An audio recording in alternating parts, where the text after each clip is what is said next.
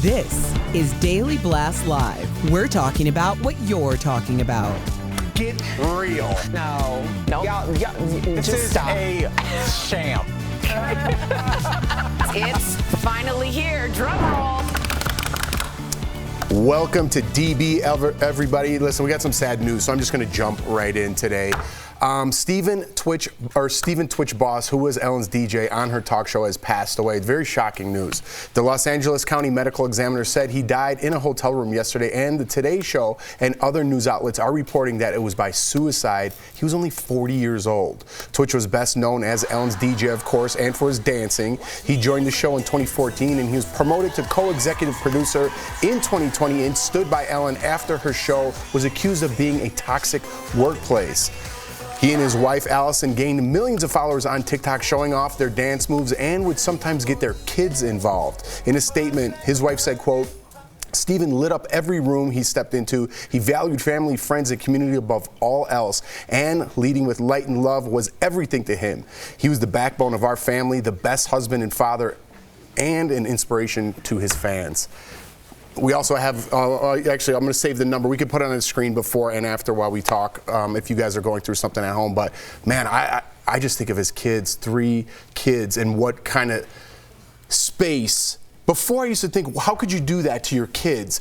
And then I started to realize how it was a disorder, right? You're not doing that to your kids. Something in your head is telling you to do that. And, again, we're going to have the number up on the screen. And I couldn't, because my brain never thought that way, I could never put that together until now people are talking about suicide, talking about mental health. And it just breaks my heart when I think of those 3 kids, but I know that wasn't his intention.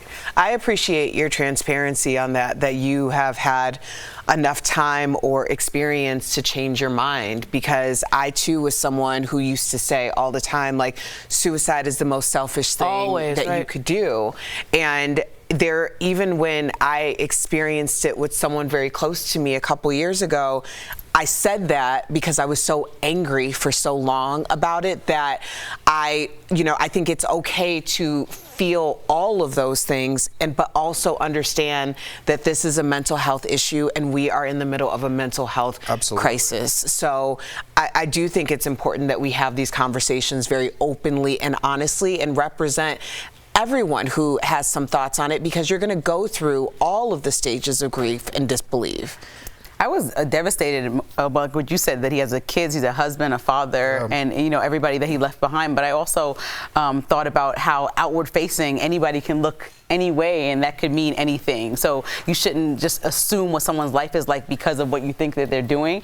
But I do know that one thing that I was happy as I read more about his bio and his story is that he admired J-Lo. And if you know J-Lo's story, she went from like a background dancer to obviously the fame she has now. And he was similar. He met Ellen in 2010, and then they met on her dance show. He came on her show as a guest. Next thing, he was the resident DJ. 2020 executive producer of the biggest talk show, arguably, in decades. And so I think that that's such a big accomplishment, and I'm so happy he got to live his life out loud in that way. But I'm sad that he is no longer with us at just such a young age. Yeah, 40 years old. I'm 40. I'm about to turn 41. I've watched Twitch since So You Think You Can Dance, where he competed, and his wife Allison, if you didn't know, was also on So You Think You Can Dance. They're both brilliant dancers. I mean, beautiful dancers if you go back and watch. And I just want to say this: check on your happy friends, like Lindsay was saying. Twitch, by all accounts, was vivacious and bubbly. Don't just check on the friends that are down. Check on your happy friends too, because the chemical imbalance or whatever the disorder is can affect anybody. So even if you look happy, check on them. Me and my wife were looking this morning when we found out the news, and they celebrated their 4-year anniversary just 4 days ago. Their 9th year anniversary. Yeah. So I was 9 years. You post all those happy pictures and you never know what's going inside. And of course, Ellen tweeted out too that she loves Twitch and a piece of her family. I loved him with all of my heart. He was my family, and it's just, I don't know. Sometimes, he wasn't that big of a star, but it was someone that you see every day. And me and my wife watched him dance, and then just with the kids, it kind of hits close to home, because when someone dies, I don't know, like when Anthony Bourdain died, you're like, that's a little piece of me. Yes, there, right? or Robin Williams. You know what I mean? That's Yeah. just a little piece of me. I'm not a dancer or anything, but I have a family, and me and my wife post pictures of us happy all the time. And I'm not Right. saying anything sad, but sometimes it just gets you. You know what I mean? Yeah. And it hits you. It hits so you. we have that number on our screen. I think we posted it a couple times for anyone that may want to reach out. There is help, and it can get better. That's important to note. Well said. All right, guys, we're going to move on. Megan Thee Stallion took the stand yesterday in Los Angeles. Here she is on her way into court. She was testifying in a case against fellow rapper Tory Lanez for allegedly shooting her in the feet at an after party in the Hollywood Hills back in 2020. She told the jury Tory Lanez shot her after yelling at her to dance, bleep. Megan said she's still dealing with nerve pain along with all the fallout from the incident. She said Lanez offered her $1 million not to tell the police actually what happened. At one point, Megan was in tears, saying she wished Tory had killed her had she knew about all the backlash she would get from the music industry and folks on social media. Good Lord. Going back to that thing about you never know what someone's going through. Lanez has pled not guilty to felony charges. He faces more than 22 years in prison. I can't believe she's going through all this. What were your thoughts when you saw this? I'm not surprised she's going through all this. Not at all. No. Why? Because the way that black women are treated and thought of in this country, it comes out in moments like these. Especially, you know, it's so heartbreaking because when people who look like you are also responsible for the narrative of making it seem like you do not deserve the humanity that you so and she so does deserve. The idea of questioning everything about this story and if she's telling the truth and if she made this up. Like, I really wonder if people can manifest or think about an end game to why she would create this story at the height of her success and career. She clearly didn't need this type of scandal drama, in order to drive things. So just to be clear, I stand with Megan. I 100% believe her account of the story. I think that she needs to be protected. And anybody who has something to say about that, particularly if you look like her or like myself, I would just like to be very clear that you have children, you have mothers, you have sisters, you have all of these people who also identify with Megan, and you're telling them in this moment exactly what you think of them too.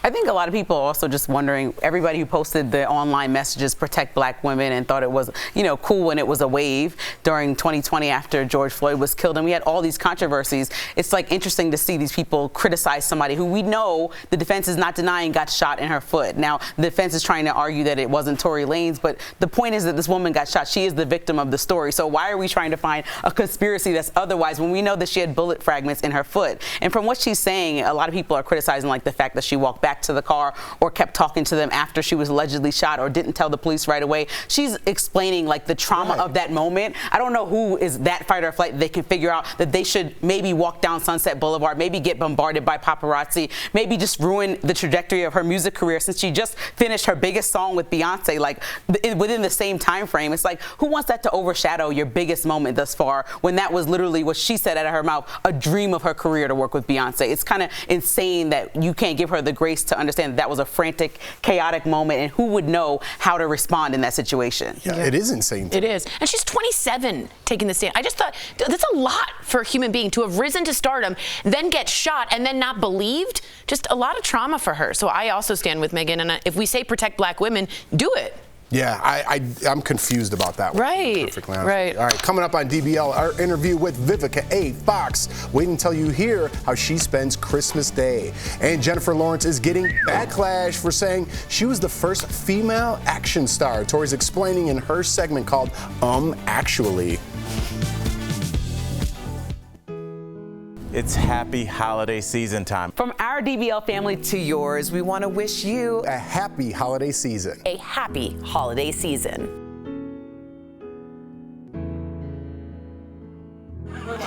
I don't think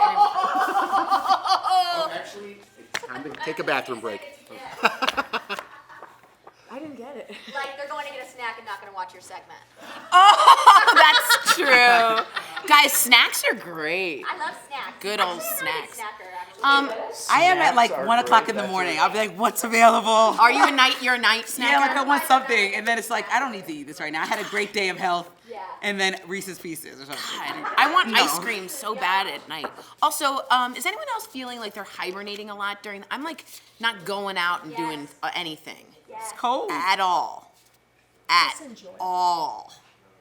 Well, you like to binge watch anyway, and there's tons of TV. I know, but I feel like I should be going out and doing things. It's like 19 degrees out though. How is that different from your summers? I know. It's Jeff, it's so hot. I started Emily in Paris, and I binge watched season 1. Of course. And it's so corny and ridiculous, It's the best. but I'm obsessed. Amélie in Paris. Like, I just thought about like college days. It's the best. Yeah. And if you are you interested in watching anything like that? There's a show on Netflix. Kelly would like to. It's called L'Agence, or The Agency. Oh no, I heard about that with my friends and I. That's why I started watching it. They were talking about it. It's just a very cool family of like hot men and women in this family, and they're a real estate family. They all get together and sell beautiful chateaus in the most beautiful parts of Europe, and you're just watching them be beautiful everywhere. And they just make deals in Ibiza and like places like Barcelona and like Paris. Is it real or fiction? Real, and it's a the reality show. It's called L'Agence, and you see the relationships, you see the family, because the dad started it. It's with the mom, the dad, the 3 brothers. One's really good, one's not so good. It's really beautiful if you're interested in Amélie in Paris, but you want less corn.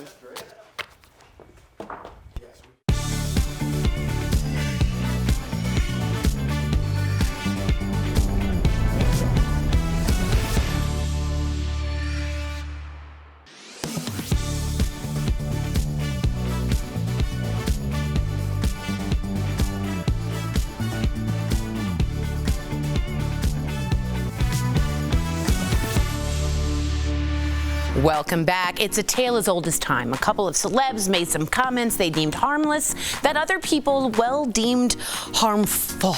This week, Megan Fox and Jennifer Lawrence are the A-listers in the hot seat. But, actually, all press is good press, right? Okay, let's start with J-Law. She's become a Hollywood favorite, but she's not some people's favorite after this comment she made on Variety's interview series, Actors on Actors.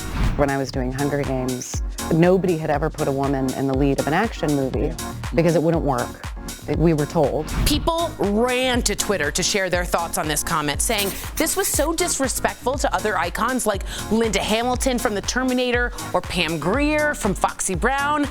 Yikes! But Jennifer did tell The Hollywood Reporter that she knows she's not the first female lead in an action movie, and that she meant to say that it feels good to be a lead and that she was just nervous talking to Viola Davis. Now, while her comment definitely did not come off great, I don't think she meant to volunteer herself as the only female lead of an action movie. I volunteer as tribute. Megan Fox is also getting a lot of hate online, but in this case, for like a very trivial reason. You know how everyone's posting that AI arted themselves? Like everyone? Well, Megan Fox was no exception, so she posted her AI portraits on Instagram, and people are not happy about it. Why are people pressed over the portraits, you might ask? Because of her caption. Were everyone's avatars equally as sexual? Like, why are most of mine naked? Well, if you follow Megan Fox, you're aware that in most of her posts, she's in very revealing outfits, so it's not surprising that her AI portraits follow suit. So Instagrammers left petty comments on the post saying she is always half naked and she sexualizes herself. But Megan clapped back to one of the commenters saying, I was being sarcastic. How can anyone think I actually lack this level of self-awareness? I just think it's ironic that the people hating on her sexual content are the same people who follow her. I promise it takes less time to hit the unfollow button than to write a comment. But hey, all press is good press, right? We'll be right back.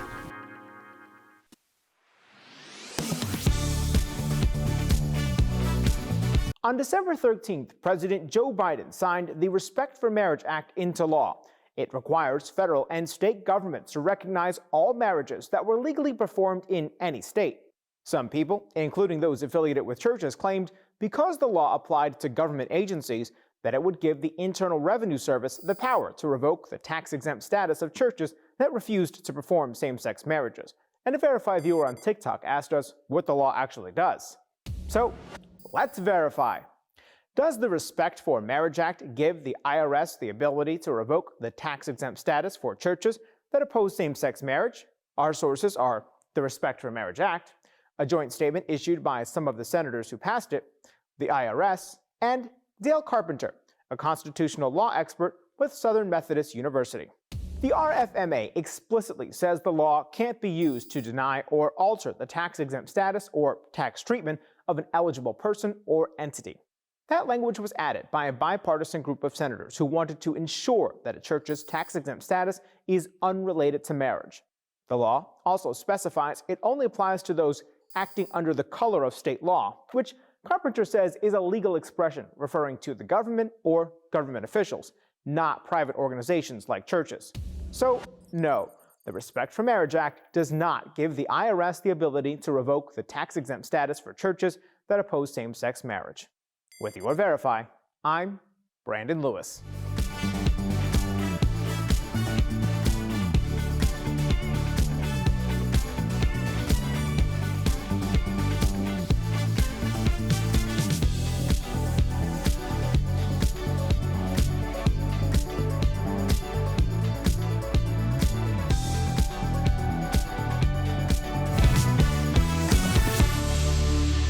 Darling, if we wanted to kill you, we would have done that already. What she means is, hi, we're just 3 regular old spirits who've been assigned to you to make your life better. Aren't you lucky? Welcome back to DBL. That was A Diva's Christmas Carol, and Vivica A. Fox is slaying, get it, in her latest film. Earlier we caught up with her. Take a look. Okay, so the stars in A New Diva's Christmas Carol include Ashanti, Robin Givens, Eva Marcel, and Spice Girl Mel B. So who is the biggest diva in the movie? Why are you starting off the interview giving me trouble? I'm giving you some Christmas drama. I want my lump of coal. Okay. If I had to pick, I'd say Ashanti, just because she was doing this film. No, listen, she was doing our film, and then she was also touring. She had interviews. She had a lot going on, but she really delivered for us and played the role of Aphrodite wonderful. And she contributed to the soundtrack. So the fact that you're going to get to hear her sing, she has the voice of an angel. I honestly did not know she was that good of a singer. Wow. Okay, so that's the biggest diva in real life. Now, what about the biggest diva as character-wise in the movie? Ashanti. It's still Ashanti. She was giving everybody the blues, and we had to pull her choke chain and say, now come on back and enjoy love and Christmas. I just want to ask you, was there a moment on set, because, you know, there's a certain chemistry on set, but was there a moment where you really felt the spirit of Christmas, like on set, like you were like, oh, these are my people? To be honest with you, every day. Yeah. Because we had a lot of work to do. We just finished this film in August. So we all had to come in, be focused. We ran lines with each other. We made suggestions to the director. It was really a collaborative effort. The special effects were added later, but for the director to help us understand where we were, because we went through her past, present, and then took her to her future. So we would be like, okay, now where are we at today, and where are we about to escape to? Because my character took us through the time travel thing with this when that happened. So I would say every day we really work together as a wonderful team to create movie magic, and more importantly, Christmas magic. I love that. A good ensemble. Yeah. All right, so in real life, who will you be spending the holidays with this year? I sound like a creeper. You really Where do. will you find you? Yes. Well, when you hear about my Christmas ritual, you're going to be like, okay, V, I might want to join you. I start off the day having breakfast with my godson, Christian, and his family. Then I go to the Beverly Hot Springs, soak in the waters, have a good massage. Then I go to my business partner, Lita Richardson, and we binge watch all the NBA games and have lunch. And then I finish out the night with a Uno tournament and fish fry with my boy, Darren Bond. Oh my gosh, that's the coolest night ever. It's a full day, I told you. An Uno tournament? I just, she topped it with a any cherry. one of those things would have been my favorite. You had me at NBA binge watch, and I was like, you could have stopped talking, but then you went to Uno tournament. That's my thing. I'm like, I go to my grandma's house. Yes. There's nothing like somebody with a draw four on Christmas. Like, yeah, go ahead and get in there. Good call. Yeah. Exactly. Bam. Pop it on you. You're done. That's what's up. Now, obviously you have a full Christmas day. I'm going to speak for the men, and I'm going to speak for myself. I dropped the ball on a few Christmases. So a few Christmas gifts I should have consulted with some friends. What is the worst Christmas gift that you've ever gotten from a man? Nothing. Yeah. That's a good one. Yeah, that's real. Yeah, There's no nothing. skipping Christmas. Really? You just think your presence is the gift? Really? Yeah, it's weird because I'm sure you had one for him.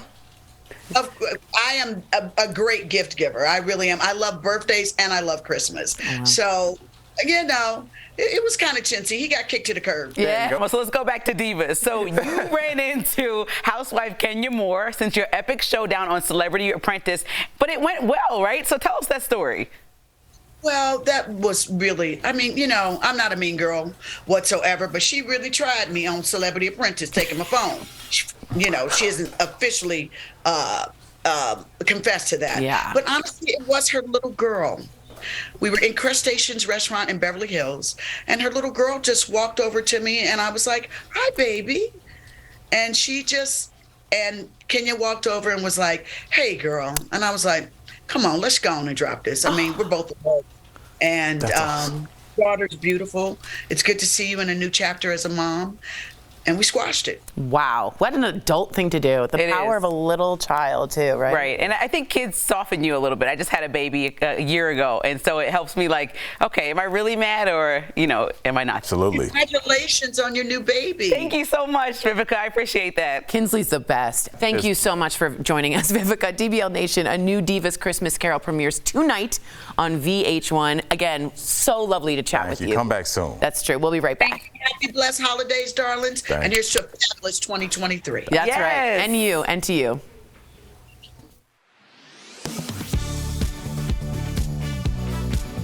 Billions of emails are sent every day. And as we all probably see in our inboxes, many of them are marketing promotions. Verify viewer Linda says her inbox is full of them. She texted our team to ask if a business can sell her email address after she unsubscribed from its mailing list. So Linda, let's verify. Our sources are the Can-Spam Act, the Federal Trade Commission, and Andrew Sternke, Chief Executive Officer and Private Investigator at Juris Disputes and Investigations. A 2003 federal law called the Can-Spam Act sets the rules for businesses that send commercial marketing emails. It requires companies to do two things: identify these emails as advertising and tell you how to opt out of receiving future emails from that company. According to the Can-Spam Act and the FTC, once you submit an opt-out request, businesses must remove you from their mailing list within 10 days, and they can no longer sell or transfer your email address. The FTC says there's one exception. Companies can transfer emails on its mailing list to a company that it's hired to help them comply with the Can-Spam Act. If companies don't follow the rules, they can face hefty fines. So Linda, we can verify, no. Businesses are not legally allowed to sell your email address after you unsubscribe from their mailing list. According to cybersecurity expert Andrew Sternke, the removal of emails from a mailing list is a self-regulated process that comes with some issues. There's nothing saying that they didn't already sell your information, your email, prior to you opting out. They just can't do it once you opt out. With your Verify, I'm Adiante Till.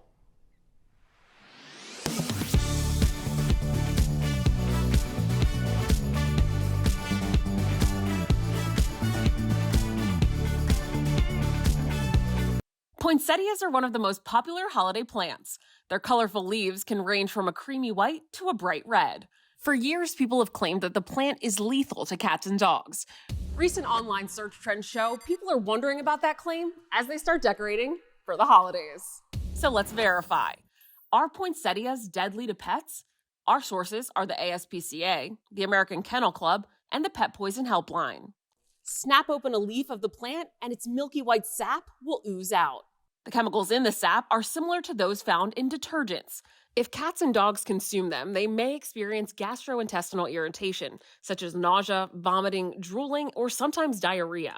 Contact with the sap can also cause skin irritation, including redness, swelling, and itchiness. But all three of our sources agree that chemicals found in the plant's sap are only mildly toxic to pets, not fatal.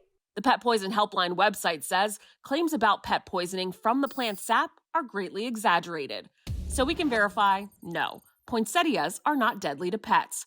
But consuming the sap and the plant's leaves in general is still not good for them. So to be safe, the American Kennel Club recommends keeping poinsettias out of your pet's reach during the holiday season. The ASPCA says holly and mistletoe, which can cause gastrointestinal irritation as well as cardiovascular problems when ingested, should also be kept out of your pet's reach. With your Verify, I'm Ariande Till.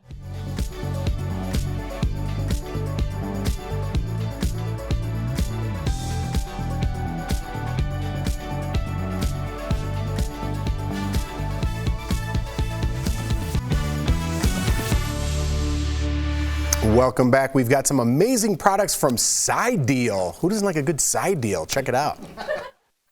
Steph, I am so excited for what you have for us. Tell us all about it. Hey, Tori, and hello, DBL Nation. We are so excited to show you the deals today, and trust me, they are both fabulous, so let's check it out. Excellent. So, first up, look at this device. Whoa, dude. I know, we've got the Home's Whole House Cool Mist Humidifier with antimicrobial protection. So this deal includes one humidifier that will help keep your home comfortable for you and your guests. So it disperses clean, fresh mist in a space up to 2,000 square feet, and the triple layer filter inhibits the growth of mold, mildew, and odor-causing bacteria. Oh, fabulous. Now, quantities of this are extremely limited, so you need to act fast before they're gone.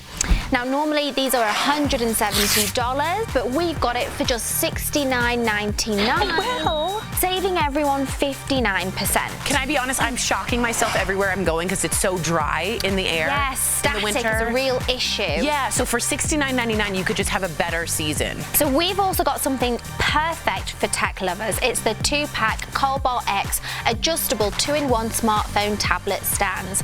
So this deal includes 2 stands that are compatible with most cell phones and tablets, and the stand is adjustable with 360-degree rotation. You can clamp this stand on your kitchen counter, on your desk, and guess what? Even on your treadmill. Oh, that's so smart. I know, so this is the perfect hands-free accessory, whether you're loving making TikTok videos, taking FaceTime calls, or for virtual exercise classes. Smart. Yeah, so normally these are $30 each, but we've got 2 for $16.99, saving 72%. Okay, so if you're not a TikTok person, whatever, if you're cooking and you want your recipe up and listen to a podcast, both of these, I love this, and it saves you guys some counter space. You know what I would use this for? I would use this one for, I play piano, and sometimes I've got a few online apps that I download music from. Smart. So I could clip this on the edge of my piano. That's so smart. All right, guys, head on over to sidedeal.com to snag these amazing deals, and again, at the lowest prices for real. You can even visit sidedeal.com right on your smartphone. Steph, the price wizard, as always, thank you so much. Side deal. I like a good side deal. Are you guys good hagglers? Like, do you guys haggle if you go out of the country or something? No, I just give them what they You do? No way. I'm like a master haggler. Like I told Colin, I used to negotiate with my teachers if I got a bad grade, like what's the extra credit situation, even if there was none. And so I always was having an A. Like that's just my energy. Really? I'm gonna pass that to Kinsley. Like, listen, a no is not a no. That's right. Talk to the wrong person. I feel like, Tori, I haggle the wrong way. I'll give more. I'm like, come on, you look nice. Yeah. I love to haggle. Jordan leaves. She's embarrassed. We'll see you tomorrow.